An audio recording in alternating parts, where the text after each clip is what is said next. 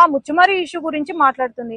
అసలు రోజమ్మను నేను ఒకటే అడుగుతున్నాను, నువ్వు ఎక్కడో చెన్నైలో ఎన్నికలు పాలిటిక్స్ లో జాయిన్ అవ్వాలనుకుంటున్నావు, చెన్నైకి పోయి నువ్వు పాలిటిక్స్ రాజకీయం చెయ్యి, అంతేగాని ముచ్చుమర్రి రాజకీయం మాత్రం నువ్వు చెయ్యొద్దు. ఎవరి అండ చూసుకొని నువ్వు ముచ్చుమర్రి రాజకీయం చేయాలనుకుంటున్నావు?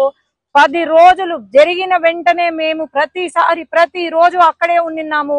అక్కడ ఎవరైతే ఉన్నారో పోలీస్ డిపార్ట్మెంట్ గాని మళ్ళీ పైన హోంమంత్రి గారు గాని అందరూ వచ్చారు. ఒకటే ప్రశ్న రోజమ్మకు, నీకు నిజంగా ముచ్చుమర్రి పైన ప్రేమ ఉండుంటే మరి నువ్వు వచ్చినావా? నువ్వు వచ్చి పరామర్శించినావా? లేకపోతే ఈ వరదలు ఏవైతే ఉన్నాయో వరదలలో నువ్వు ఏంది, నీ రోల్ ఏంటి?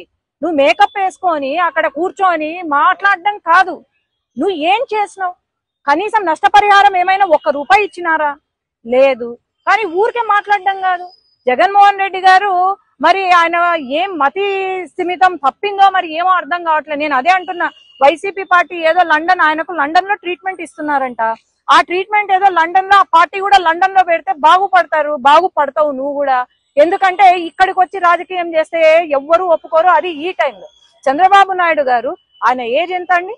ఆయన ఏజ్ కి మించి డే వన్ నుండి అక్కడ తిరుగుతున్నారు, రెస్టే లేదు. ఇంకా మేమైనా మాకు వరద తక్కువ ఉంది కాబట్టి మేమైనా రెస్ట్ తీసుకుంటున్నామేమో గాని, అంత వయసులో పెద్ద ఒక ముఖ్యమంత్రి హోదాలో ఉన్న అతను ఆయన 24 గంటలు కష్టపడుతున్నారు, ఇంటికి కూడా వెళ్లకుండా కష్టపడుతున్నారంటే, వీళ్ళు మళ్ళీ ఆయన పైన మాట్లాడుతున్నారంటే అసలు సిగ్గుపడాల వీళ్ళంతా. అదే గనక ఈ వరద గనక వైసీపీ హయాంలో వచ్చుంటే గనక మరి ఏంటి పరిస్థితి? ఈరోజు వైసీపీ బోట్లు కొట్టుకొచ్చినాయి బ్యారేజ్ కి, ఎందుకు వచ్చాయి? ఇవన్నీ ఆలోచన చేయండి, ఎవరు దీని వెనకాలండి చేస్తున్నారు.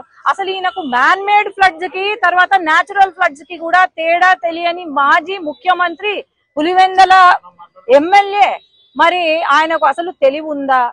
ఏం లేదు. ఎవరో పక్కన పాపం సజ్జల లేనట్టున్నాడు, పక్కన సజ్జల లేరు, లేకపోతే వేరే వాళ్ళు ఎవరు లేనట్టున్నారు, ఎందుకో గ్యాప్ ఇచ్చినట్టున్నారు, ఆయనకి ఇష్టం వచ్చింది మాట్లాడుతున్నారు. దయచేసి తెలుసుకొని మాట్లాడండి, వీలైతే సహాయం చేయండి విజయవాడ ప్రజలకు.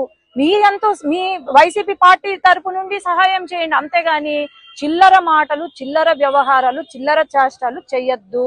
ఆ రోజమ్మను పెట్టినారు, ఇప్పుడు ఆమెకు మేకప్ కే సగం టైం అయిపోతుంది. మరి ఆమె కూడా నోరు అదుపులో పెట్టుకొని ఆమె కూడా వీలైతే విజయవాడకు వచ్చి సహాయం చేయమనండి, మేము కూడా